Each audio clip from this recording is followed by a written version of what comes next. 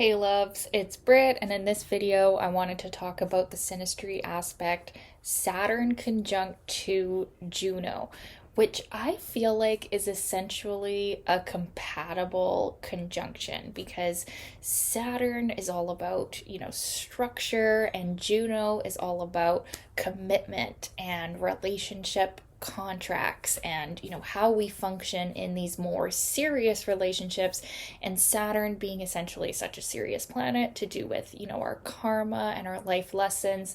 This conjunction can really make you feel like, wow, I have found somebody who is rock solid, somebody that I can depend on.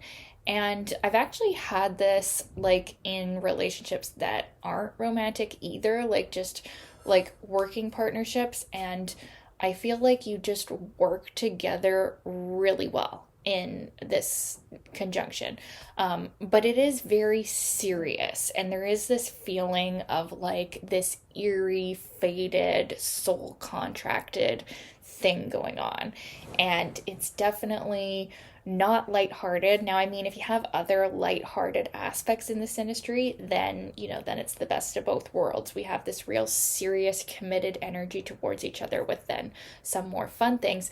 But with other like heavy things, this one can feel just very deep. And also, the Saturn person can be a bit critical of the Juno person, or the Juno person can feel like the Saturn person is a bit of a, wet blanket type of, overly serious, like just no fun kind of person at times. That's always going to be a potential with a strong Saturn conjunction, is that the Saturn person's Saturny energy is going to overpower the planet, or in this case, the asteroid energy. But because Juno is kind of serious herself, and she's down to business, she's not just here to mess around, she's here for real commitment. I think this actually works pretty well, but it does have that kind of like I said, eerie or fated feeling. You bring up in each other a sense of meaning and purpose. Like, you're not just thinking about the relationship itself and how are we going to commit to each other, although you are thinking of that, especially if this is a romantic relationship. This is one that you really are actually serious about the commitment. But it's interesting, the way that it can manifest is that it can actually restrict or delay the commitment in some cases, because that's what Saturn does. So it's like, not to say you won't be committed, but it's like something that you're going to really think about and you're going to really not rush into. For example, like a Uranus conjunct Juno, you're like rushing in, like, okay, saying I love you right away and getting engaged right away or getting married right away or whatever. Saturn to Juno, it's like you're spending a lot of time getting to know that this person is really real and checking all the boxes, and also it's like you don't want to rush things. You don't want to hi honey, what's up? You want to come on my video? No, but do you want to just show your face to the people? No, but Mommy, can I have some chips? Josh is letting me have them. Sure. Okay, close my door. Thanks. Okay, bye-bye. I don't even know if I'll edit that out, to be honest, because, I mean, I don't think I've ever showed anybody on YouTube my son before, so you guys just got lucky in this video. Anyways, what was I saying? So, yeah. I do think essentially this is a compatible conjunction that shows, we really do have a lot of care for each other.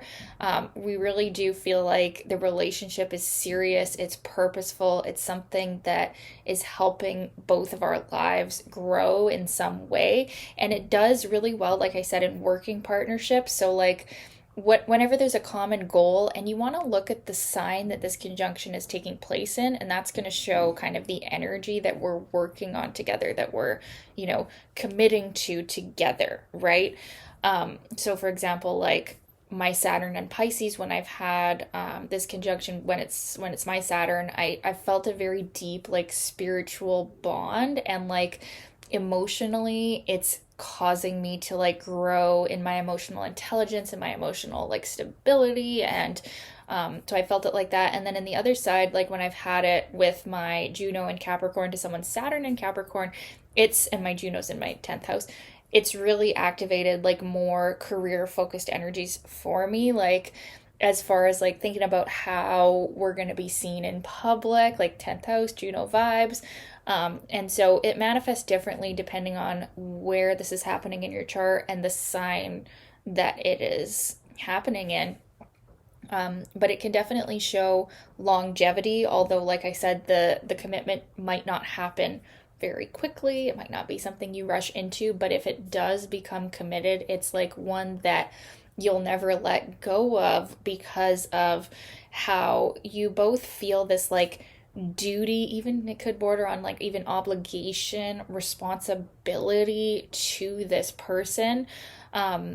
It goes very deep. I wonder if even, I haven't read anything on this. I'd have to like meditate on it, but like I feel like this could even show like a past life relationship, having Saturn conjunct to Juno, even maybe like a past life marriage. And now maybe in this lifetime, we're clearing the karma of whatever's happened with that commitment in a previous lifetime. But that's interesting. That's not something that I've read, but that's just kind of something that it feels like. Because when you think about it, like Juno is all about contracts, and Juno is essentially kind of a karmic energy to do with relationships as well. And then Saturn is to do with karma and our life lessons, and even, fears and stuff that we just have to work out, even though we don't necessarily want to. So it's like the Juno person makes us even more serious about our Saturn energy, which we're already serious, but it's like we meet them and we get together with them and we're like, okay, I better deal with this stuff. Like, I better deal with these life lessons. And like, actually, they're going to help me.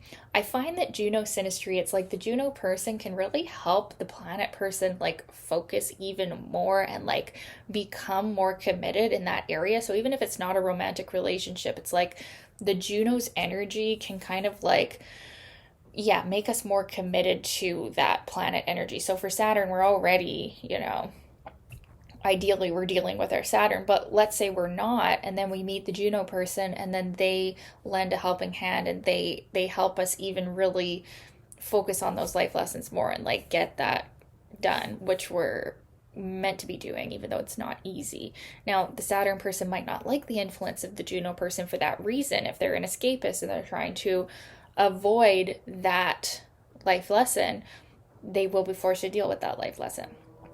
And that's why the Juno person can kind of find the Saturn person to be like a bit heavy, like a heavy energy, because, the stuff that Saturn is dealing with is potentially more heavy than the stuff that Juno's dealing with, although relationships are very serious and how we commit to them is very serious. It's not quite the same energy as our Saturn lessons. So the Juno person over time could feel like the Saturn person is draining them or is a burden to them. Now, that's worst case scenario, right? Ideally, this is actually a very equal merge and we're both giving to each other in different ways. But the Juno person could definitely feel like the Saturn person is having a lot of problems that maybe it's like they feel this faded, eerie commitment to, but then it's like I can't live with you, can't live without you energy, perhaps, in some cases. But I think overall,